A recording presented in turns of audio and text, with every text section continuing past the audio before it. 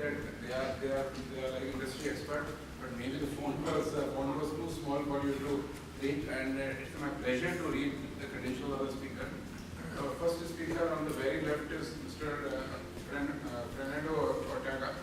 He is a partner and head of arbitration in a company called BN&P Partners, a well-known legal firm, and he is a construction lawyer. And he specializes in arbitral disputes, strategy and enforcement of domestic and foreign judgment and arbitral award.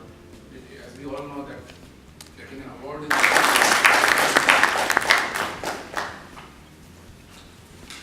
Good evening. Hopefully you'll be able to hear me okay. If you can't, just shout. I need to speak up and get myself sorted.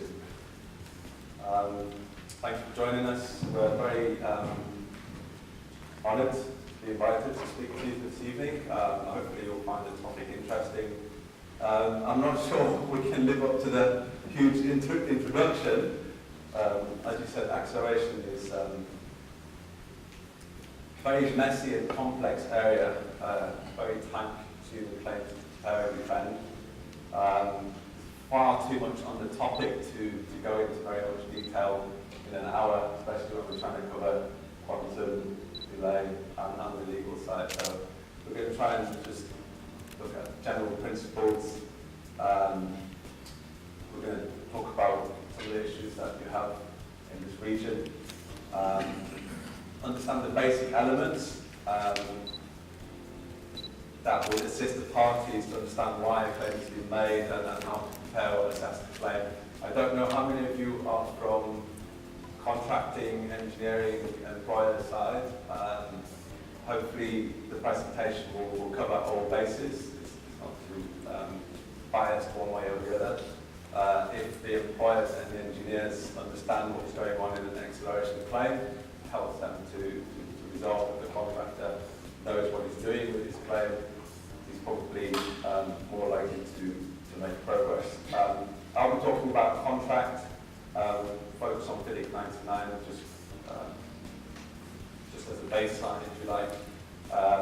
Christian will talk about delay, and Fernando will talk about some legal aspects, particularly in the UAE law. So, just to start off with a bit of guidance, the SEL protocol is probably one of the first places that anyone will go for guidance.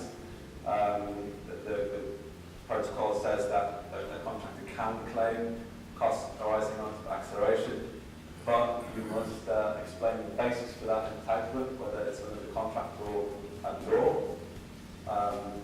And payment should be based on the contract terms. Rarely in this region will you see contract terms relating to acceleration, or the contractor and the employer should agree the basis. Again, rarely will you see people agreeing. However, there are steps you can take to make sure that even if you don't agree, the intention is done. I'll just say on guidance, global claims, which is something that the industry is quite usual with. The industry accepts it. The SEL protocol discourages it. In other regions, the courts are a bit more lenient to global claims, especially on something like acceleration, which is quite difficult to quantify. But I think Fernando will cover that in the legal aspect locally.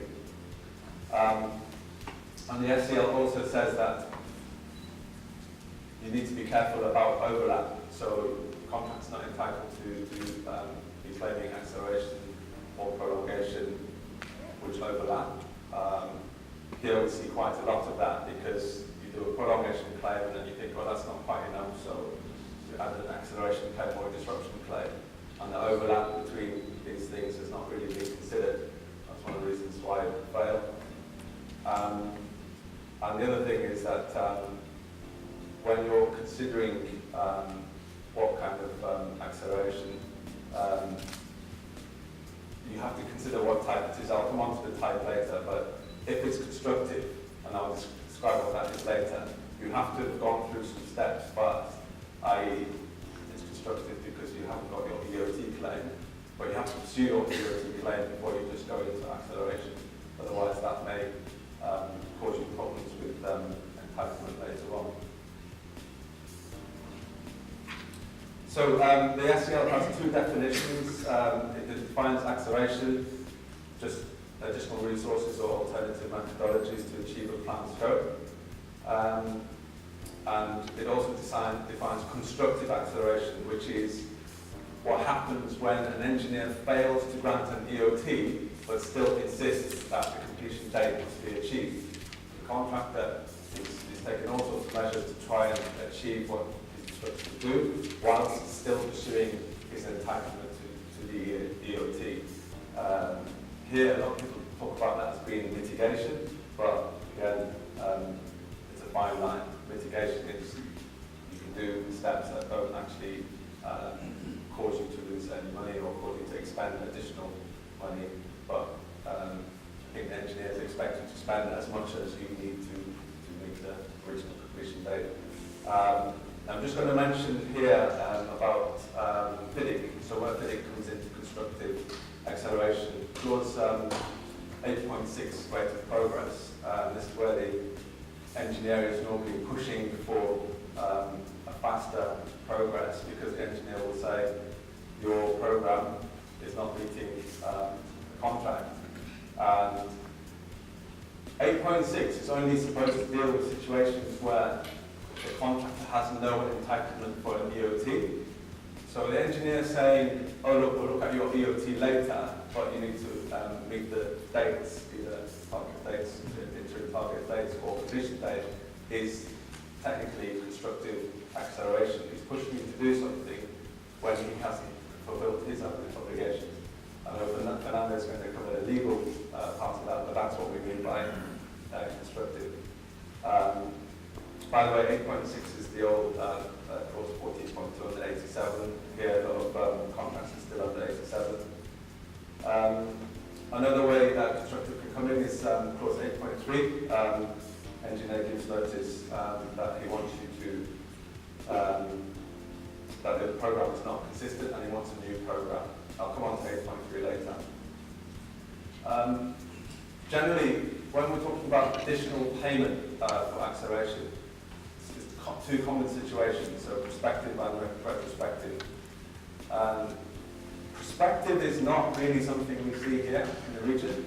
Prospective is when the parties acknowledge that acceleration needs to be achieved in order to meet a better completion date, or in order to deal with employer culpability on delays. So the employer accepts he's caused a delay, but he wants you to try and meet an earlier date, and he's happy to pay for it. So you should provide a proposal for that and agree in terms of that acceleration. Rarely happens. So it's more into retrospective, which is the employer or engineer pushes the contractor to keep going, and the contractor has to implement measures, but he has to record those and try and get his entitlement later on. So one of the greatest difficulties with prospective is when you start the acceleration but it's only partially successful, you then have problems in trying to recover your entitlement. If you're dealing with prospective acceleration, it's always advisable to have an agreement. It's an addendum to the contract, whatever you want to call it, but we would call it an acceleration agreement. Don't rely on an instruction, certainly not a verbal one from an employer.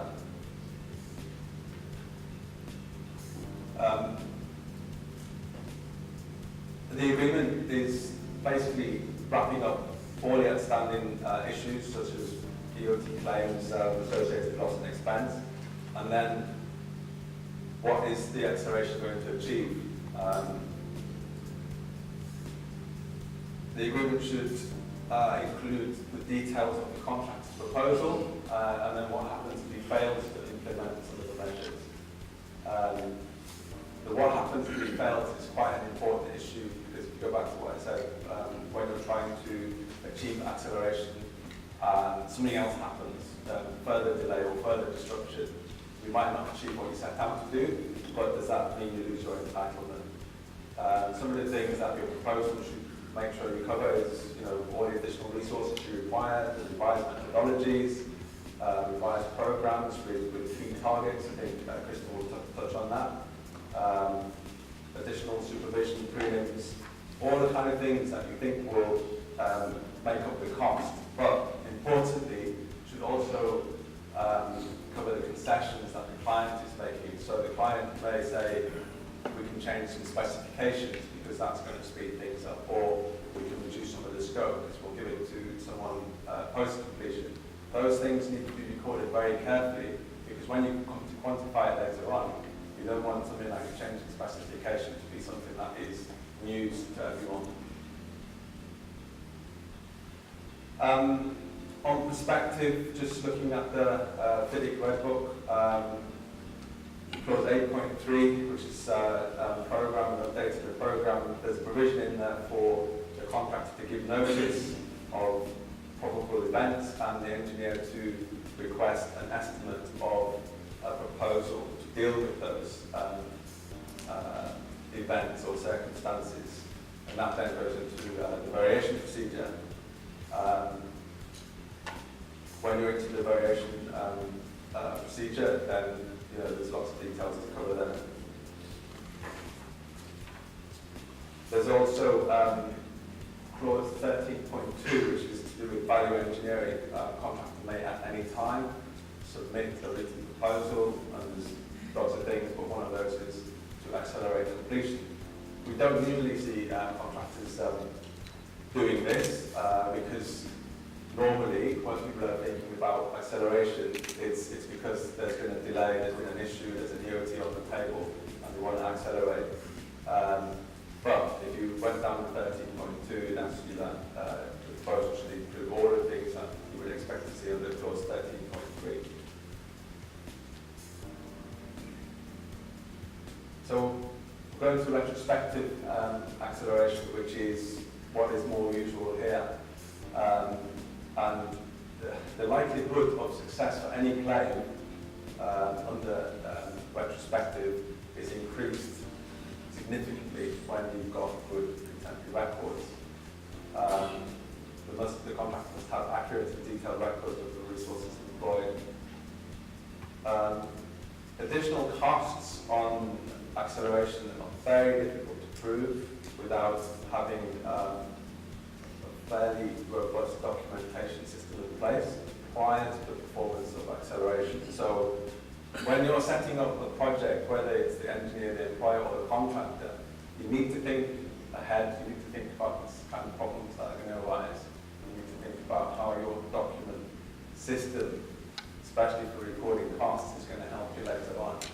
I quite often see people trying to retrospectively fit their costs, and it just causes so many problems in terms of trying to find them. If we look at FIDIC, talking about records, FIDIC is very specific. Clause 20.1 tells you to keep contemporary records, and it says that the engineer may monitor. Of course, checking or monitoring by the engineer is not going to signify acceptance of liability. I think it's one of the things that engineers are skeptical about. If we sign a piece of paper, does that mean that that piece of paper is therefore now cast in stone? That's not necessarily the case. And quite often we see contractors don't do certain things because they haven't been requested or the engineer has refused to sign it. But if the contractor asks the engineer to do something and he doesn't do it, the contractor can still keep those records to help themselves later on. It's a good process, a good mindset to be in, that potential records will always help you improve. I'll skip over this, but 6.1 talks about records of contractors, personnel and equipment. So the contractor is always telling you to keep records. And when you're talking about personnel and equipment, if you're looking at an acceleration claim, we want to be seeing unique cost codes. We want to be seeing that activities or specific costs have been allocated to activities or specific areas, not just the job as a whole. And even clause 4.21, progress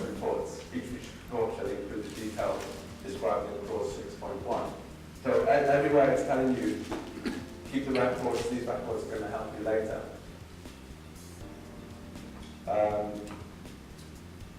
We can't overemphasize the importance of the records, but it comes from the top. If the people at the top aren't insisting on the records, contract administrators, project directors, and pushing that down to the project, it becomes very difficult to do.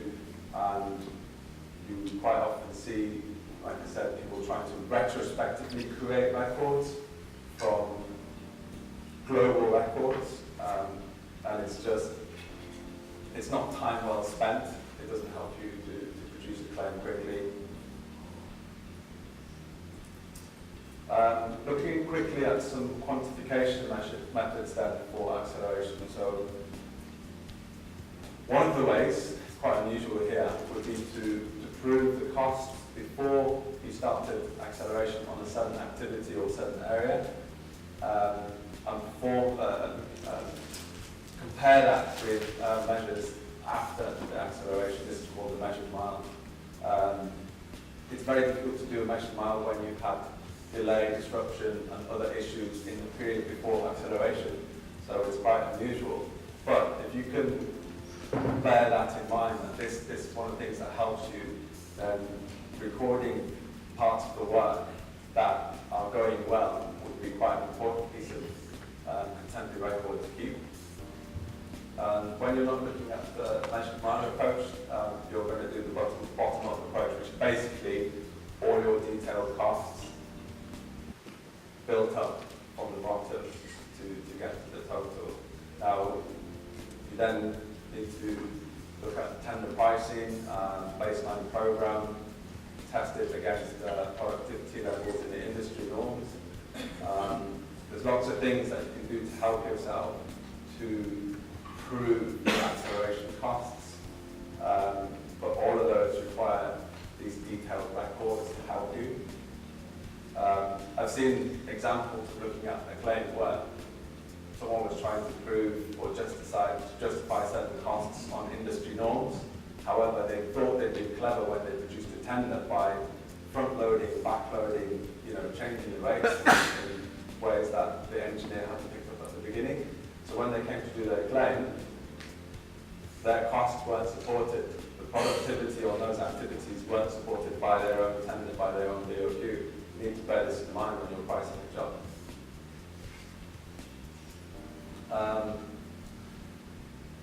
Typical acceleration costs. I won't go through all these in detail because these slides are going to be coming out to you guys anyway, so you can read that. But it's just typical things like increase in labour costs, increase in equipment costs, additional equipment, cost of additional materials. Typical example is you're going to do more concrete, so you're going to have less greases after your formwork. Another example of material costs is if you have to expedite deliveries, for example, air freight. These are typical costs where you have instructions or agreement to do so. If you haven't got an acceleration agreement, you should be notifying that this is a measure that you're taking in order to accelerate, and always give the engineer the opportunity to say, well, look, we don't need you to do air freight. If you do it, it's your own cost. Some more typical costs are additional subcontractor costs, but if you're incurring additional subcontractor costs, you should always try and work out what the extra cost is. So if you had a labour force, how much would it cost for you to do it yourself? It's not going to be just the subcontractor costs. I see in acceleration claims and disruption claims, we'll go, well, there's our quote, this is the cost from the subcontractor, but what was the original cost?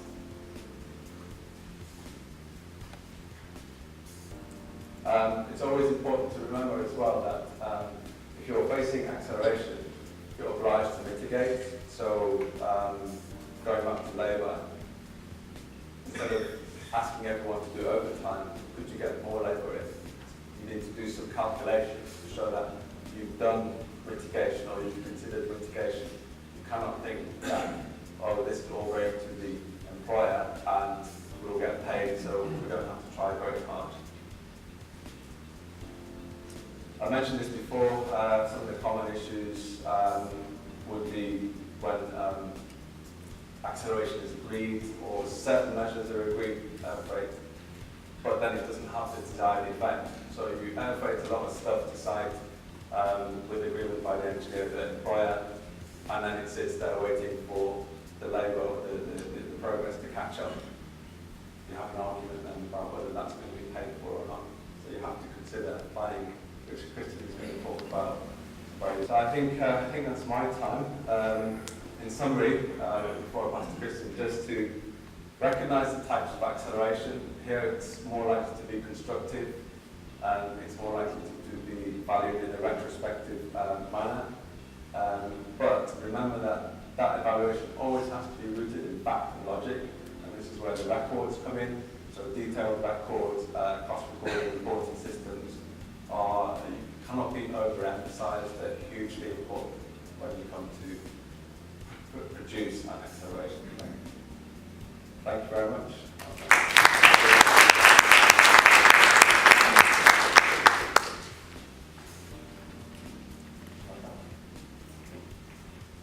Go this one.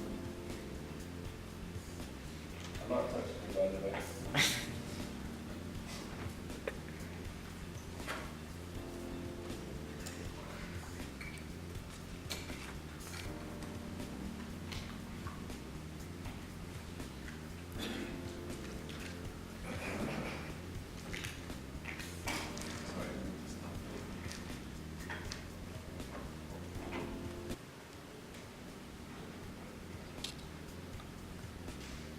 Dresses me as well. It's tired, yeah. Thanks a lot, that's brilliant. Hopefully you're still awake, and that wasn't an insult to Steve. Trying to put a bit of life into this now, okay? Planning, and it's going to be really hard. So I'm going to cover the issues in regards to planning. So I'll try and make it as very practical as I can. I think that's what appeals generally. We've got a lot of contractors here, I believe. Is that right? Show of hands, contractors? A lot of contractors, okay. So I'll try and relate to some common issues. Okay, just to go through the presentation, the structure of my presentation. Thanks to Stephen for going through some principles. I'm very thankful for that, because that is quite slow. And also ask the question, so what do we accelerate? A simple question, which people need to understand. Because sometimes we lose track of things when we're on a busy project, which is a large one. How to plan for acceleration, so we're getting into a bit of planning. Not too much technical planning, but just general common sense issues that any good contractor should consider. And also different options to consider for acceleration. There's quite a lot of overlap here between myself and Stephen. I'm glad he's done a lot of the hard work. He's touched upon issues such as bringing in materials early, changing sequencing, etc., which I'm going to touch upon as well. So that's going to cover options for acceleration. And then obviously the execution and monitoring, which touches upon the records and what you record. It's not recording everything, it's recording the right things, which will become quite apparent when we go through it. And also in our experience. Now I had a discussion with Stephen about this. So do I say in my experience or in our experience? I think it should be, it really comes from my experience as a contractor. To give you a bit of background, I was a project director in a contracting company. I decided to get out of the London company and come into consultancy. So I do know a little bit about contracting, from the arts. Only a little bit. Only a little bit, yeah. Okay, quick definition. Everyone knows a definition. You can go away and check that if you want. It doesn't really have anything to do with what we're talking about, but that is the textbook definition of acceleration. Change from one state to another in regards to velocity. I was going to put a formula up there, but you wouldn't be asleep, trust me. The principles. We're just looking at this very, very simply. Okay, we're increasing our speed in production, our rate of output. And in this particular issue, we're looking at a linear issue in regards to moving from one state to another, and it's looking at prospective acceleration. We can go into retrospective acceleration, but as Stephen rightly pointed out, it's actually a little bit harder to go back when you've not been prepared to look at things that you want to prove acceleration, shotgun or otherwise. So we're looking at the textbook perfect storm scenario. Okay, so why do we accelerate? Well, you know, the employer might just decide to say, look, I just want to get the project finished early. It might be a retail outlet that he wants to turn around and get the clients and the tenants in quicker. Unusual, probably just shows his poor planning that he should have delivered it early in the first place. But that can be an option. Or we might want to let a phase of the works open it earlier for a particular part of the work to continue as well. It might be something that's interlinked with the bigger project, so there might be a reason for that. It doesn't have to be the whole project when we talk about acceleration, it could be a part of the works. But that becomes slightly more delicious complex. It might have interfaces with other parts of the works. And obviously, in regards to what Stephen's picked up on, it might be just late. Okay? It might be late due to acts of prevention by the employer or by other parties acting on behalf of the employer. Or it might be due to the contractors not doing their job properly or suffering issues of delay. We won't go into the causes of delay, but it's just delay that actually puts you back from the position you want to be in, had you execute the works in accordance with your plan. Or your plan could have been wrong in the first place. So nobody actually considers that because we know that programs are a model, they're a tool to use to monitor the progress and plan the job. They're not always right, in fact they're rarely right. So it could be that.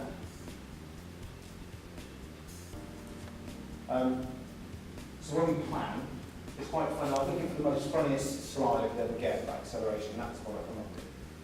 Our marketing department had a go at it wasn't licensed. So I thought I'd put it up, so I'll take it off now. So what does the contractor need to consider? Before it implements acceleration, they need to identify whose delay is being mitigated. Okay, what are you trying to achieve? Is it actually possible to accelerate certain elements? Are certain things just not, this can't be open to acceleration? A typical thing I would like to look at is reinforced concrete works. If you're in extreme climates, let's say a cold climate, for example, not really applicable here, and you're doing traditional RC construction, the thing you want to do, if you're doing a multi-storey structure, you'd like to get a quicker turnaround at the floors. Okay, so you really ideally want to go for your normal, maybe 7-8 days, reduce that down by a day and a half per floor to accelerate the works. What do? You look at design options. You look at options the contractor might be able to get involved with. They might want to change the concrete mix design. They might want to put quick curing agents in there. They might want to use different formula systems that allow you to strike and move on to the next floor. So there's different areas that you can look at. Some things just can't be accelerated any faster than what they would like them to be. Also, as Stephen said, long lead procurement items. You might want to think about getting those in earlier or go for an alternative solution, alternative design solution. This in some ways is a red herring because actually when you're in amongst the problems, it's very hard to take a stand back and look at these issues and say, well, okay, let's speak to the engineer, let's speak to the client in a very civil manner when everything's going on outside, everything's delayed, and let's try and see if we can change the design. It's at that point, when you're in that panic mode, that the message doesn't often get across as well as you'd like it to. It's always good to have these things sorted out as early as possible. And also you might turn around and say, sorry guys, we're not going to help you there, we're not going to give you any concessions. We think that this delay is down to you, so just get on with it. Also, if you're going to plan something like that, no man is an island. So, you've got subcontractors, many subcontractors, very sophisticated subcontractors, lift contractors, planning contractors. So if you're at whatever stage you're at, you've got to consider what they're going to do. What's in it, how are they going to be part of that whole solution? So it's a massive coordination problem as well. And also, looking at obviously a FIDIC Red Book, it's going to be a design led by the employer most of the time. So you've got to try and appeal to the employer's better nature and see if his design team are willing to come up with some clever solution to change things, change designs, again with concessions, change a different system. So that needs to be considered. Also, resources. When everybody thinks about acceleration, the first thing that comes to their mind is more men, more people, more staff. Let's flood that place of people. But that's not always the case because I know that if you were painting that wall, for example, you could put 2 men on it. If you were painting it faster, you could put 4 men on it. But you couldn't put 100 men on it. And if you did, you'd have problems, and it'd be counterproductive. That's a very simplistic solution, very simplistic example, sorry. But you see what I mean by that? There's an optimum resource that you should consider. Okay, and that comes with other problems as well. You've got to keep them on site, you've got to maintain them on site, you've got to have accommodation. So there's other things that come with that. So when you agree a proposal, you really want to do the science, you want to plan ahead. And like I said before, in the heat of the moment, it's very hard to have that clarity of thought, say, right, you know what, Tim, stop what you're doing, move to one side, and go and plan it. Very, very hard. In my experience, I've never done it, not successfully. I think the rule is it ends up extremely shouting and you try and go as hard as you can. And it rarely works. If you do manage to sit down with a client, you need to be everybody buying into it. You need to sit down, understand the clear outcomes, understand what you want to achieve. Just don't look at the whole job and say, right, let's just go as hard as we can. Designers, you change design, Mr. Client, you let me get away with that, and I'll just push as hard as I can. It's got to be a bit clever than that. Okay? And like I said, focus on the things that matter. And this is where the planning comes into it. Something's only delayed if it's late in the critical path. Okay? If it delays the time of completion, or the particular milestone that you're considering. Okay? So it's pointless pushing other things on if you don't have to. But also, if you move things on a critical path, this takes a bit of thought. If you move things quicker, you will automatically, or you may, change the shape and structure or the critical path itself that might affect other issues. So you need to keep that in mind. So your planning team are going to be your best friends with things like this. And obviously, if you can, identify the obligations. What does the employer have to do? And it is an obligation, it's an agreement. So there's obligations by both sides. Probably more so for the contractor, but they need to play a part, the employer and the employee design team need to play a part as well. And again, it comes on to things like concessions. Also, if they're going to agree to acceleration, they're going to commit themselves. So they want to understand that they're going to see some sort of benefit from it. To do that, the only way you're going to benefit, apart from seeing, looking out the window and it's like, oh, the core's gone up quicker than I thought, is you need to actually formalise it and have a proper reporting system, okay? As I would expect you would have. It needs to be simple, it needs to be manageable. Don't do a report for 4 days when you've got to do it on a 5-day cycle. If it takes you 4 days, you've got 1 day rest, you've got to start the report again. Keep it simple, okay? And it is things that are simple objectives, simple monitoring, it works. And also agree the frequency, or weekly, monthly, depends on the size of the job, depends on the length and type of acceleration. And agree a start date and a finish date, okay? If you have time, it is about time, undertake different scenarios that would happen by looking at different techniques, different sequences. And again, if you have buy-in from the team, the design team and your construction team, there might be a simple way of doing something differently without spending a lot of money, or organising subcontractors in an elaborate way, or changing design from traditional reinforced concrete to a PT slab, things like that. Avoid, if you're going to make a mitigation or acceleration program, try not to be too clever with it. Don't try and put some clever logic in that, you know, if you finish that early, that comes back, etc. You need to be a bit, you know, be very, very simple in your approach. And keep it at a high level as well, so people understand what you plan to do, did you do it, and if you did, when it happened. And I'll come on to this again in a minute, where we actually, how you monitor acceleration. Also, be available, be ready to adapt. If you have something that is not working, and you've got to have the confidence, and you've got to have the open-mindedness and be reasonable. If it's not working, make a mistake, try something else. If, again, you have the time. Like I said, it's very, very hard to do that when you're up against it, when you're facing against it. But just taking a step back. And sometimes, and this is not self-help, but sometimes it takes a consultant sometimes to come in to maybe take a different view of something. Because when you're actually close to a problem, you rarely see some of the issues at hand. So it's important to consider that as well. Again, like I said, focus on the critical activities. But moreover, more than anything else, make it achievable, even if it's simple steps. Come back into resource. Like I said, if you float the price of resource, it's never going to, it rarely works. Sometimes it does, just brute force things works, but quite often nowadays in this sophisticated environment, it doesn't. You just can't throw things up. Okay? Consider options in your permanent work design if you have the influence with the employer, because we're looking at pretty regular. If you're a design work contractor, it's a slightly different scenario, but again, you need to seek agreement with the client and the design team or and the team.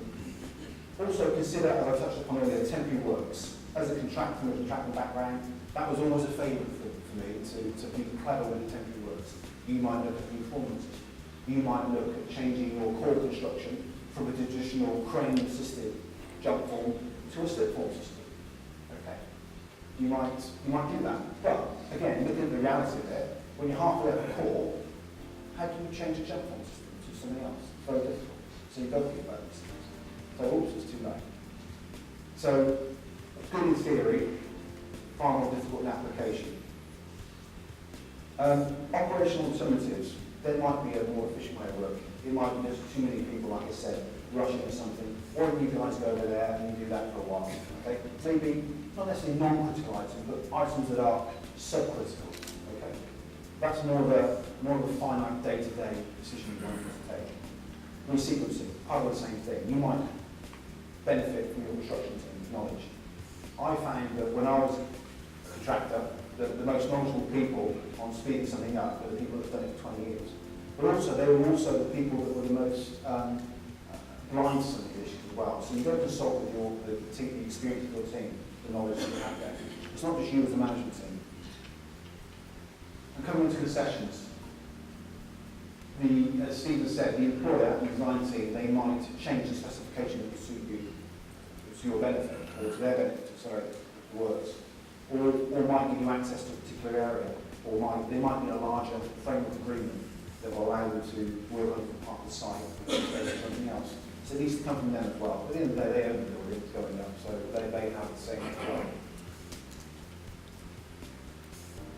Execution and monitoring, just to come back to what the protocol says, and we've harped a lot on what the protocol does say.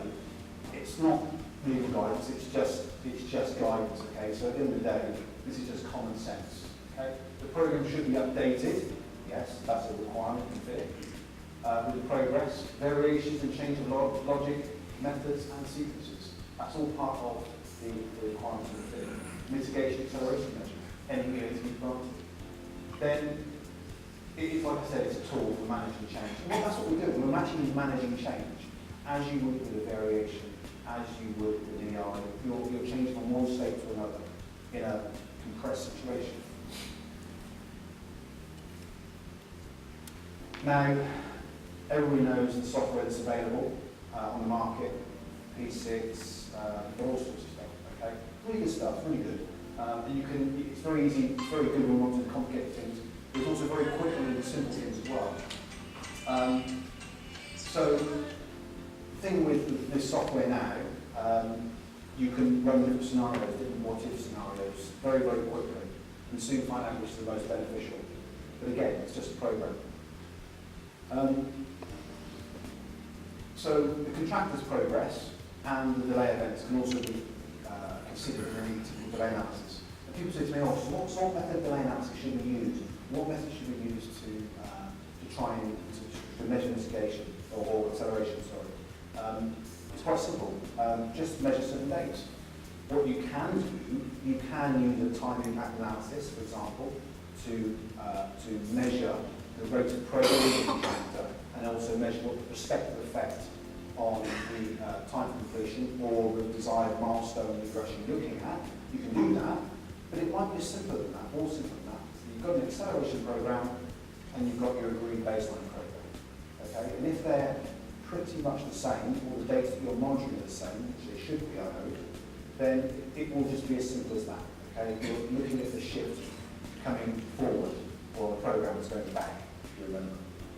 Okay? So updated program against the acceleration program against the actual program itself. Define a point of measurement. Okay, what are you going to measure? You're going to measure the time completion, how often you do, and also any milestones. Acceleration program, be wary of complex programs, make it very, very high level. Comparing the results, again, make them simple. And when you do a revised program or an acceleration program, make sure it's achievable. This is a typical example. I'm not going to go through it because you're going to probably spot some errors on it anyway. This is a typical schedule I would use. The update, this is your mitigation, this is bringing it back. Okay, taking a -8 delay, 8-day delay, okay, to a zero delay. That's a perfect storm scenario. But that's the kind of form I would expect you to have to measure or to demonstrate. Typically, I wasn't looking at this program there because it was too busy to look at. It's something I ordered up pretty quickly. This runs a critical part. This is your planned activities, and this is your actual activities. Bearing in mind, as I said before, concentrate on the things that are critical that will cause a delay that needs to be pulled back. Okay? Make sure that's the thing you focus on. It may have an effect on some of these planned activities, but that's something your planning team should advise. Also, again, graphical representation, keep it simple. Show the client, or the employer, how you're actually managing to mitigate. This is your agreed program, this is your delay, and this is the mitigation in the updates. Okay, this is your progress updates.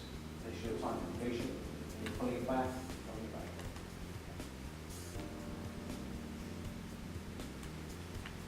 In my experience, I say, or in our experience, prospective acceleration fails. Probably because we're not sophisticated enough as a business or an industry yet, or mature in an industry, to plan it and have a clear mind to do it. How they approach acceleration, it's rarely known. It's not very well known, and hopefully things like this can spread the word a little bit more, and you can try and attempt to incorporate acceleration measures. Retrospective acceleration is often poorly performed because sometimes you just don't even do it. You don't know sometimes where you're in a man panic, you see a delay, the employer's giving you a hard time, you're going to try and pull back that time, but you're actually accelerating. And afterwards, when all said and done, you've got a big pile of paper, as Stephen said, you often don't have the records to record it properly. To demonstrate it on a global basis is almost impossible. Little time is actually given to mitigation planning or acceleration planning. And where I've never seen agreement. Have you seen the agreement? No, I've seen the agreement. And at the end of the day, it all comes down to, everyone will say in this presentation, it's all about your records. Your monitoring records, your contemporary records, and the records you demonstrate your acceleration. Okay. That ends my section of the presentation. I'll hand over to Fernand.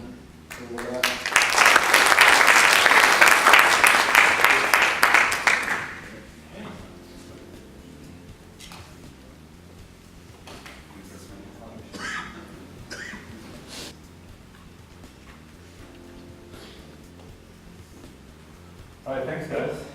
Brilliant presentation on that. And before I begin, by the way, I just want to say thank you to IIQS for giving us the opportunity, as well as Everton's opportunity to be able to talk to you about this very, very important topic, acceleration in the UAE.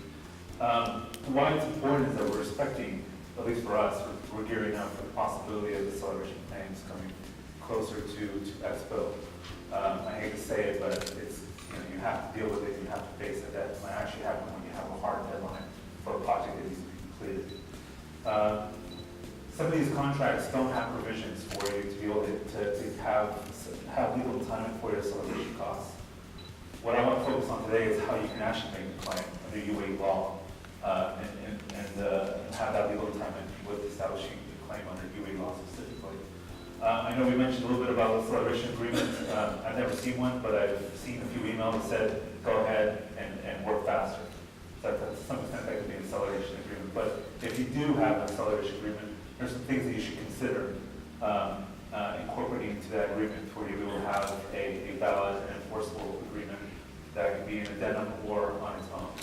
And then finally, I just want to talk about two things that are considerations that the contractors out here should probably understand if you do have an acceleration claim. The first one is just tactics on how to obtain payment before going to arbitration or litigation. And in some cases, you may not even need to instruct an expensive lawyer like myself to be able to represent you to get your money. And then also, if you are going to take these steps, there's certain things you can do to help fund that without actually spending your money. And I'll go into a little bit of some of that so you can have a basic understanding of how you can fund your claim. So the first part, Stephen did a good job defining constructive acceleration, and if we do see acceleration in the UAE, it's going to be constructive acceleration, meaning the contractor is delayed, not by their fault, but usually by the employer. They file a claim for EOT. That claim is denied by the engineer or the employer's representative. The employer or the employer's representative demands the contractor to finish on time as required in the contract. However, the contractor is fearful of obtaining LDs, so they go ahead and accelerate, bring in all the equipment, bring in the labor, and with the hope that they can actually make a claim later for their additional costs. So that can give you an idea of what we normally see here if it does happen, of what constructive acceleration is. Unfortunately, constructive acceleration is not recognized in UAE. There's no provision in the UAE code or in any other type of law under the UAE or within the Emirates. However, you can still get a legal entitlement or still entitlement to your acceleration costs in two ways. One, breach of contract terms, and two, apply terms. There's three requirements you need to be able to prove an acceleration claim. One is breach, two, damages, and three, links. First one, well actually, let me take a step back here. Damages and link are the two easiest ones to actually prove an acceleration. Damages, you suffer damage, meaning you incur acceleration costs, and link is just connecting the breach by the employer or employer representative with your damages. Where we have problems here, and this is where it gets difficult to prove in the UAE law, is the first bit, the actual breach itself. Now, if it's simple, you have actually a provision in your contract that makes for acceleration or provides for some type of acceleration relief, and an employer or employer's representative breaches that term, you have your breach of contract there, and you can only follow these three requirements to get your acceleration costs. However, what makes it difficult is that we don't have these provisions in these contracts. And sometimes the contractor has to find other ways to be able to make a claim for their acceleration costs in the UAE law. Now, mind you, this is only if the contract is governed by UAE law, not by English law or by other type of other jurisdictions that are in the contract, because the law will apply. And these requirements may not be. You may not need these requirements. These might require money to be satisfied and get acceleration costs.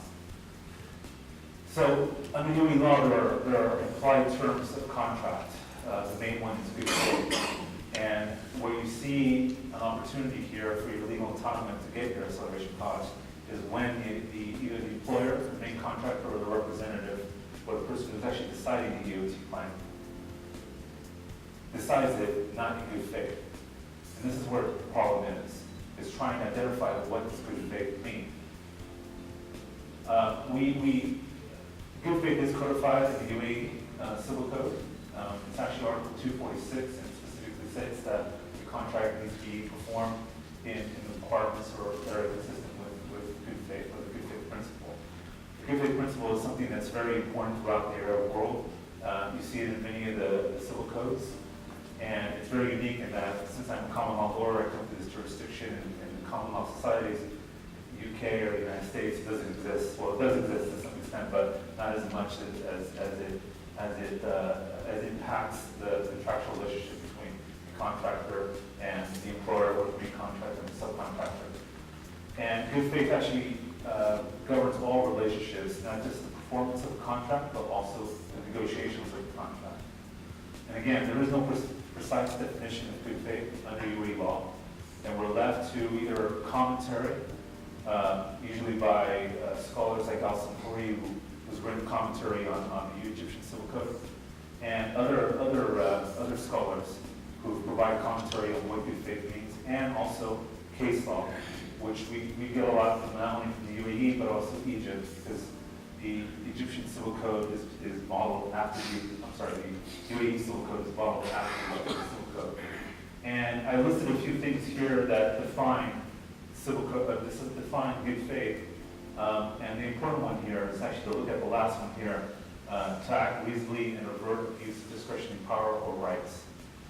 This will be able to help you get your entitlement if an engineer has decided EOT unfairly or partially, and unreasonably as well. Now, how to establish a breach of contract for acceleration? The contract, it must be performed in good faith, which means not only between the two contracting parties, but also the employer's representative, or the individual has the power to award the EOT, which means the engineer must perform the decision of granting the EOT in good faith. If it's not performed in good faith, then it's a violation of Article 246 of the Civil Code, which is the good faith provision. And it's hard for me to actually come up here and say what exactly would that mean, because it's really based on a case-by-case basis. It depends on the facts of the case. And what do I mean by that? So this example, I mentioned earlier the acceleration agreement, an email saying, go ahead, work faster, or go ahead, bring in more people. And then they go, you have that email, and they go ahead, they accelerate, and then they come back again claiming your costs. And then the employer or the employer representative said, no, sorry, we're not going to give you those additional costs. We have an email that says that you actually promised that you were going to do that, but unfortunately, you didn't. That would be a way of actually breaching the good faith provision in the UAE Civil Code. So again, it's just on a based on a case-by-case basis, and depends on the factual circumstances of the contract and the relationship between the parties to be able to determine what the good faith, how good faith will be defined in that situation. And of course, if you're able to prove those two, the breach of contract, as well as your damages, you will be able to cover your acceleration costs. Now, there's a few other things to establish, you need to consider just to understand to be able to help you prove your legal entitlement for acceleration. First, you need to comply with all contractual requirements. What does that mean? Provide notice to the contractor and file your claim as per the contractual requirements. Another thing are claims. They have to be fully detailed, and they have to be full and detailed. Stephen mentioned global claims earlier. I've had experience before here in the UAE law, here in the UAE in arbitrations where we've gone up against global claims, not necessarily under acceleration, but there's a basic principle in the UAE law that the claimant has to detail or at least provide information to support the claim. So if you bring a global claim that's not supported completely, the other side, if you're in an arbitration, the other side will literally shred it apart. So you may claim $18 million for all your acceleration costs, but if you can only actually prove $3 million, more than likely you'll only be awarded $3 million. It's just something to keep in mind. If the request for the ET is ignored or rejected, provide notice. Again, notice to the engineer's representative, to the employer. Make sure that you're letting them know that you have acceleration costs, and then either you're going to claim it now or you're going to claim it later.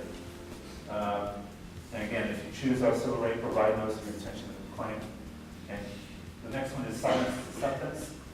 Another thing, if you do provide this notice to the employer or to the employer's representative and they keep quiet, under UAE law, this could actually constitute acceptance on behalf of the employer's representative. So that's something else to keep in mind. Obtain express instruction to accelerate and entitlement. It'll be very helpful if you can get the confirmation somehow, even in email. Make sure it's not oral, but make sure it's in writing that you're entitled to acceleration. Well, first of all, to accelerate, and secondly, that you're entitled to your acceleration costs once it's all done. And then finally, Stephen and Christian keep saying records. I'm going to keep saying records, and more records. So much that I actually laid it out on the next slide. What would be helpful to be able to support and provide evidence of your acceleration claim. I'm not going to go through all of them, but this, because I know these slides are going to be given to you, but this is something to keep in mind, something to have to be able to prove your acceleration claim. And then I want to just briefly touch about acceleration agreement. Stephen talked a little bit about it as a wrap-up agreement, meaning you're settling all outstanding claims, including your acceleration costs. Whether if it's an addendum or a separate agreement, that depends how you draft the actual agreement itself. It can be an addendum, but you would have to identify that it is an addendum, and you would have to relate back to the contract in order for it to be an addendum. But it can also be on a standalone agreement, or its own set of terms, and maybe potentially its own arbitration agreement or dispute resolution mechanism. I put up here some other essential terms. Now, this is just, I only listed 4 things. Stephen identified a few others. Not everything needs to be in the acceleration agreement, but this is just a good start to make sure that you have this information there. be able to protect yourself if you do enter an agreement like this. And then just finally some other considerations. If you are going to go a separate agreement, make sure that the person who's signing on both sides is an authorized signatory. It's literally another agreement. And if that person isn't authorized to sign that contract, or that person doesn't have authority to take you to arbitration, if that settlement agreement has, the acceleration agreement has an arbitration provision, there's a chance that that arbitration agreement will not be valid, and the only recourse you'll have at that point is to go to the local courts. And I finally end off with dispute resolution mechanism, same, separate, same. What's the big issue in construction contracts is they have so many different types of contracts. You start off with the main contract or a subcontract agreement, then you have a general conditions of contract, then you might have a particular conditions of contract, amending the general conditions of contract. There has to be uniformity among all these contracts with dispute resolution provision. And if you don't do that, you will get into problems, especially if there is a dispute between the parties. So my advice is to actually make sure that this same dispute resolution mechanism is consistent all the way through, including the acceleration agreement. Separate, you can also have your own separate, different dispute resolution mechanism under this agreement, that if there is a breach here, you would go to, I don't know, you had the main contract ICC, but now for this, you want to go the arbitration. That's something to think about. Or you can have none.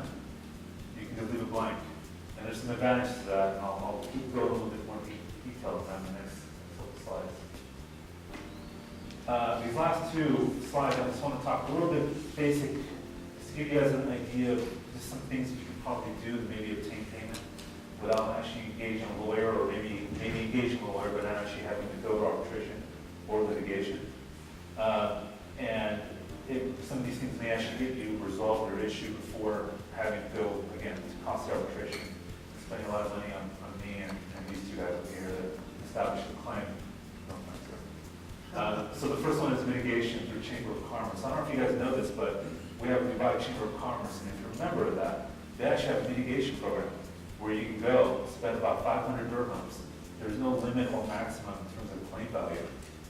And you can have a mediator try to bring both parties together and get the case settled. Now, what's important here is that, one, you don't need lawyers to do this. You can do it on your own. And secondly, if the other party refuses to participate, they will freeze their business license until they actually come to the table, or at least acknowledge that they don't want to be part of the mediation process. So it's a helpful tool. It's very low cost, and you can get, sometimes your claim resolved either between a main contractor or an employer, or subcontractor and a main contractor. The only issue here is that one of the parties has to be a member of the chamber, as well as it cannot have gone to litigation or arbitration yet. That would be the next step after that process. Of course, demand letters, you can have a law firm, especially mine, law letterhead on top, making a very strong demand, laying out your position in the letter, and threatening to some extent, saying if you don't comply, we're going to arbitration, or we're going to court litigation, and that should give them enough fear, hope, depending on who's sending out the letters. It's me, I'm sure it's going to be very, very fearful, to come to the table and settle the claim without going to litigation or arbitration. You can seek attachment orders. I don't know if you guys know this. Now all these don't apply to every single case. It varies, but there is an opportunity there to seek attachment orders if you can just prove that the other side there's an opportunity that other side might go bankrupt or may run or leave the country. You can actually go to the court of necessity and actually try to prove that with them, and then show that the court that you have a debt owed to you, and they've acknowledged that debt. You can probably get attachment orders, which that means just freezing the bank accounts of that company and not allowing them to trade. So at least you know you have money there, and if you have to go to arbitration litigation, you can actually go after it. Now that doesn't happen in every case, but that's just something else to consider. And then finally, file a criminal complaint. If you have a balance check situation, you can actually file a criminal complaint. It's free. And then you can actually impose a travel ban on the managing director of that company if you're in this situation. So again, these are just pressure tactics. There's a few others out there, but I can't really talk about, but there's a few others out there. There's a few others out there that could probably help you as well to bring the other side of the table and try to resolve this issue. And again, if it all fails, litigate or arbitrate. I just want to make one last special consideration here for the acceleration agreement. Again, if it's none, if you're not happy with the terms in the main contract or subcontract agreements for dispute resolution, right? If you leave it blank here, now this is just a tip, and I'm sure the employers in the house won't like this.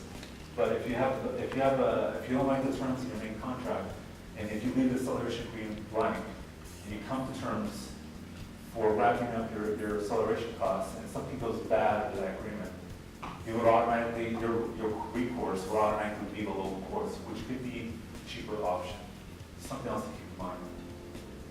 And then finally, I just wanted to briefly on funding your acceleration claim. I don't know if you guys know what third-party funding is. It's another entity, an outside financial institution that comes in and literally funds your dispute. And on return, they get a certain type of percentage, depending on how big the claim is. It can be small. It's smaller, they will actually probably want something bigger. How to use it? You spread the risk. You have another party that's involved in your disputes, and they also take on some risk because they're funding the dispute. They're paying the lawyers, they're paying driver Trett. They come in and represent you, do the analysis, do the claims, file extra reports, and so on and so forth. It'll allow you to pursue many claims at once. It takes the cost of funding, it takes the cost of funding on arbitration off your balance sheet, so it's not reported as a liability. And it's also used for working capital. It's other people's money. It's not your money. So it allows you to use the money that you would pay me or pay these guys, right, and use that on the projects or pay employees or do whatever you want to do with the business. It's permissible to UAE, and then how it would work is that you would enter an engagement letter with us, for example. We would say in our agreement that we won't charge you our fees. We instead will go after, we'll get into contract with a third-party funder, and that third-party funding will get into agreement with you, where you would tell them that we will give you a percentage of the final reward or settlement. In return, you pay all our costs, including driver Trett's costs, our costs, and court costs or arbitration costs. Litigation funding is becoming more popular now. You see a lot of the UK funders coming in. I'm working with a few now, and what we're doing that's very unique to the market is that we're developing plans of attack, you can say, where we include a lot of these tactics to get the other party to the table as part of the funding package. So we divide it into stages. So we can actually try to get the other party in with a demand letter that you're not paying, that the funder's paying. And if it settles at that point, you can get your money, or at least a big chunk of your money. That way, seeing in your cash, the funder's actually spending the money to be able to fund your initial stages before going to the major dispute. That is it for me. I just want to say thank you again for IIQS for giving us this opportunity. It's a pleasure.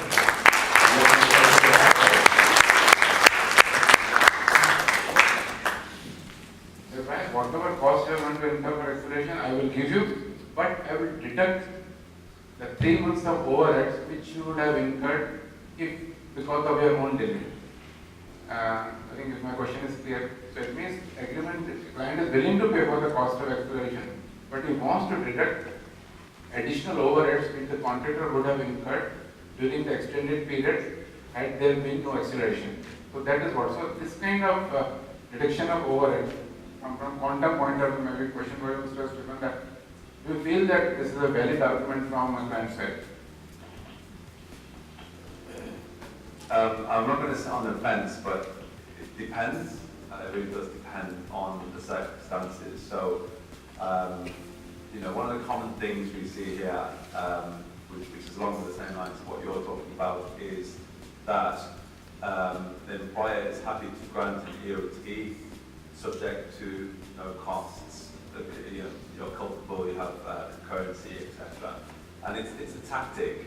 They think that it's desirable to the contractor to suffer damages or penalties, and that alone is enough to compel the contractor to agree to accelerate or get an EOT without any cost. Now, the problem comes when the contractor is not sure of his own position.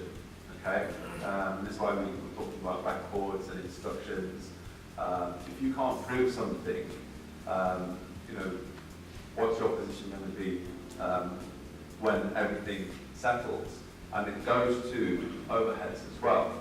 The contractor might decide that actually the lesser of two evils, the lesser pain, is to agree to these concessions or agree to these demands from the employer, because it gets things done over and done quickly. If you're agreeing to this, it needs to be explicit. One of the biggest problems is that people at some stage make an agreement, don't record it, or don't record it properly, and then later on they can't quantify it. So going back to overheads, it may be that they're asking you to consider certain aspects of your site overheads, or they're saying you're not going to get head office overheads for that period or no profit. But if that's not explicit when that agreement is made, later on when you come to quantify it and you're trying to put certain elements in, oh no, that's not what we agreed. We were talking about one thing and you guys were talking about something else. That's the biggest problem. So it's not a straightforward answer that that's you know, they're allowed to say that, but it all depends on the situation. Okay, thank you. Any more questions?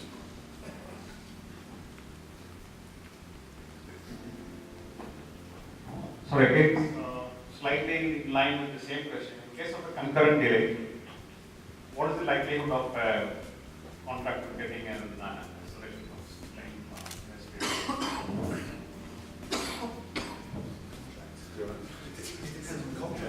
What's the contract? Again, it depends on the circumstances of the acceleration. So if we take it at face value, there's a delay to the project. The employer or the engineer agrees to grant you an extension of time with no cost. So you're not getting any prolongation costs for that period, but you've got a revised completion date so that you don't have exposure to penalties or liquidated damages. Then you say, okay, we need to accelerate to bring that revised date forward. Okay. The normal situation for quantum would be that you should be paid for that acceleration to bring it forward, because they've already agreed that the date should be revised, so it's a later date. But there's a whole lot of other things that come into that nuance as well. So recording the circumstances of the first extension or the culpability, the concurrency, would be important in trying to prove whether you should be paid for acceleration or not. I think it's stemmed even further back than that, and you might correct me, is that everybody is using the term or the buzzword concurrency, and it's actually even in parts of the world where concurrency you've been used for many years, they're still very uncertain now, and I try and get away from. We're not talking about concurrency, but it's relevant to this question. I think first of all, if they're going to use that, employees use it as a defence. That's the first thing they do. Disconnect concurrent delay. And then obviously it's the burden of trying to prove that, etc. But also, more importantly, what's in the contract? If there's nothing in the contract regards to concurrency, it's just one of these things that's a fashionable term to use. So what seems is right, but even going back, there's another into that before you even get to that point, I would say. I might just stand corrected. What do you think? No, completely. Again, this comes down to terms of the contract.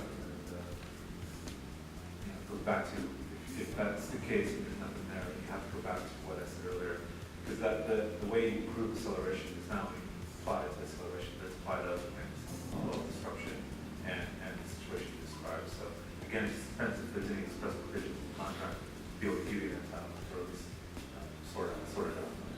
That's one thing.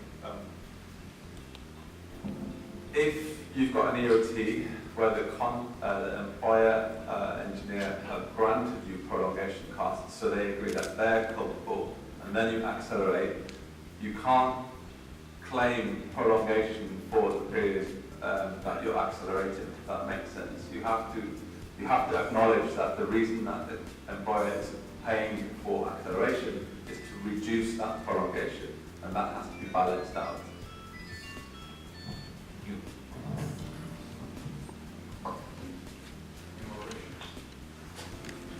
Hi. Good evening. What is this thin line between mitigation and acceleration?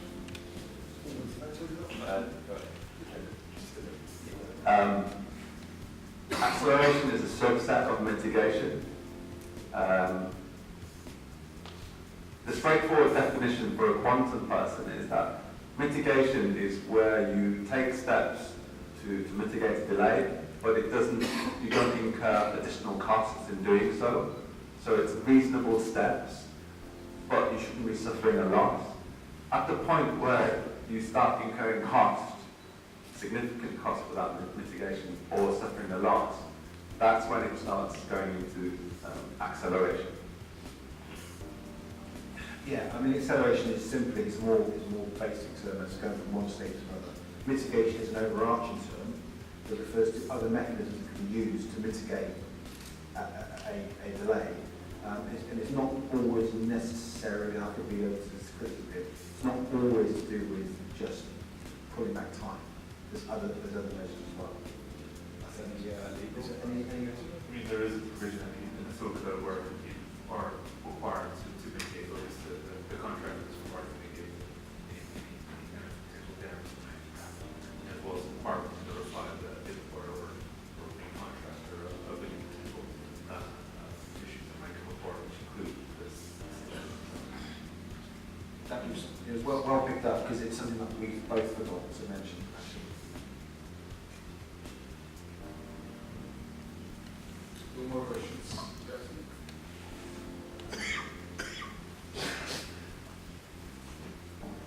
Good evening.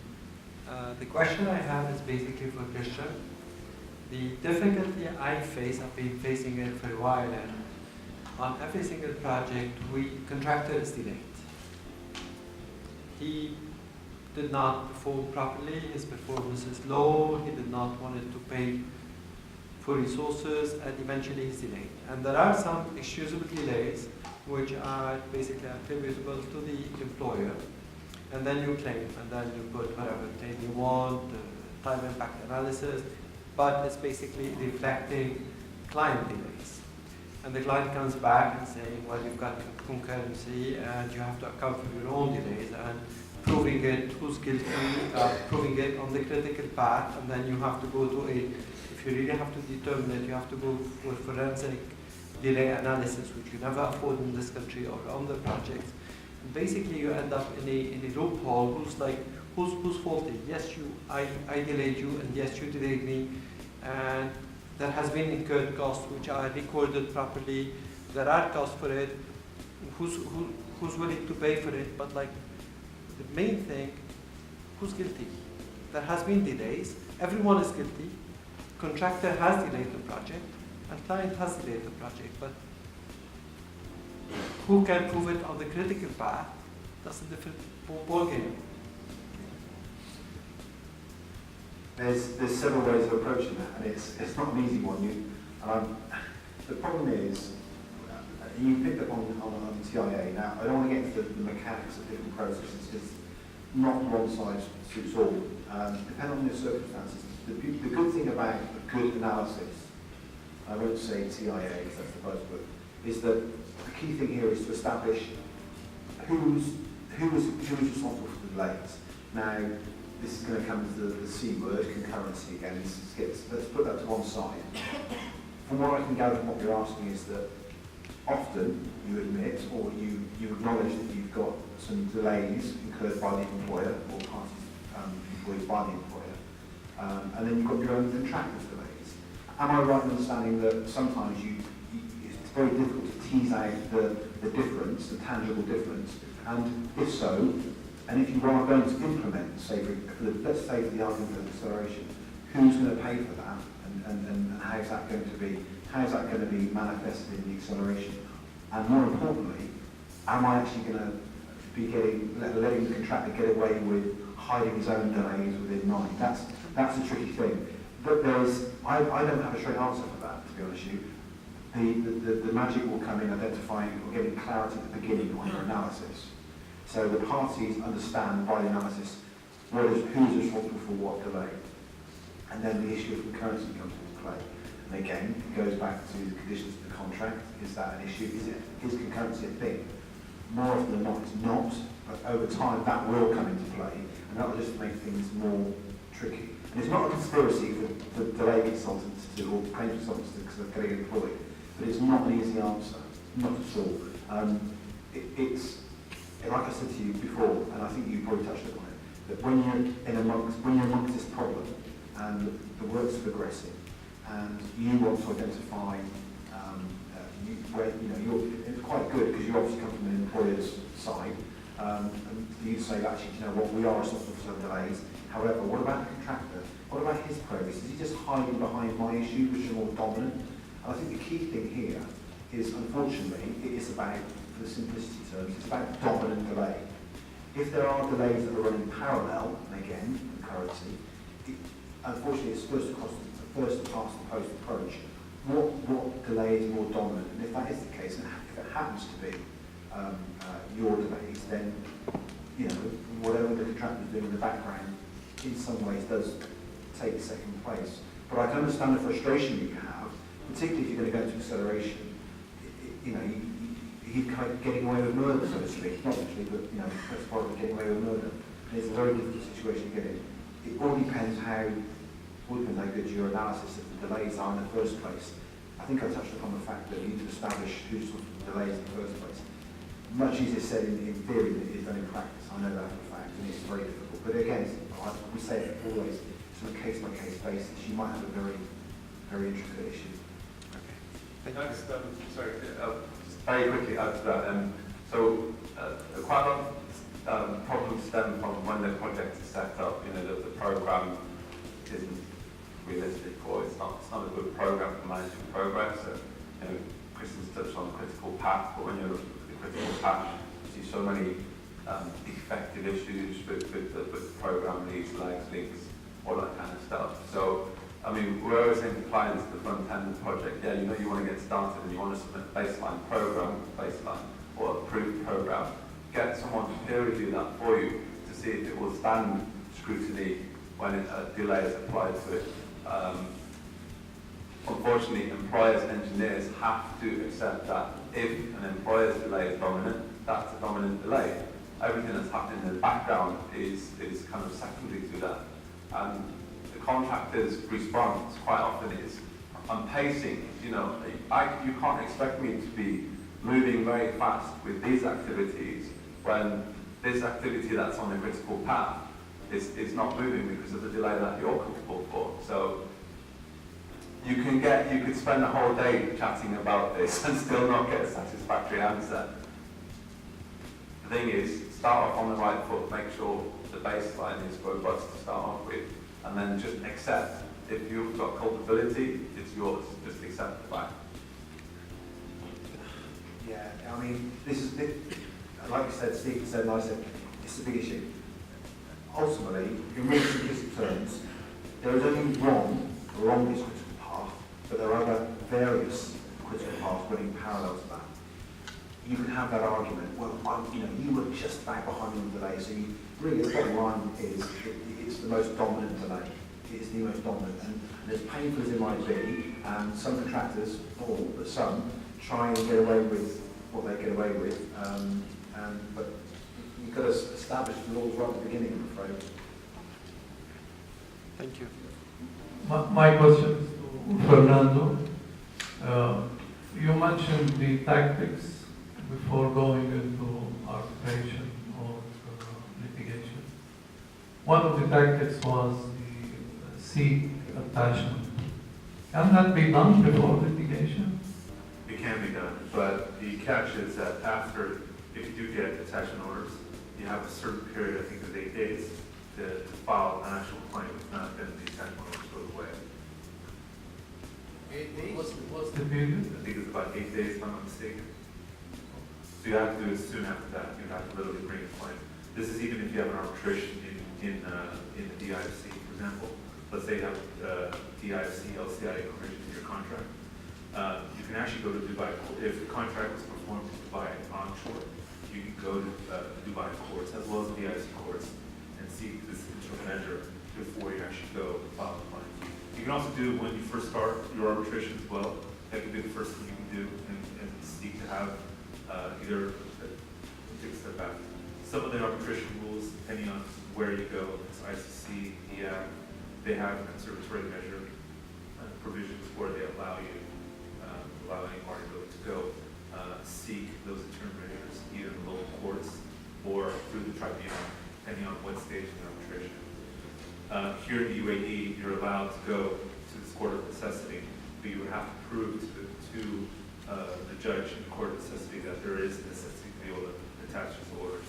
And like I said, some of the reasons why that you believe that they're going to go bankrupt, they're closing their shops, they're trying to get out as soon as possible. They're trying to, maybe a person's trying to flee, they're trying to sue somebody improper. The only issue here is if it's a local, then it'll be even harder to get the attachment orders.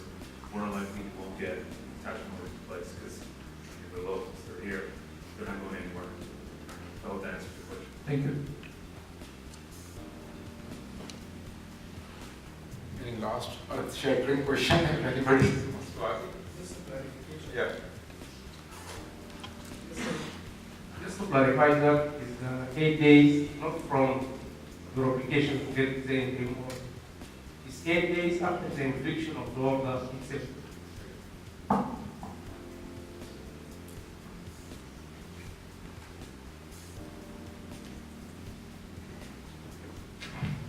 Thank you so much for these speakers. You were all great and it was absolutely delightful presentation. Please give a big round of applause.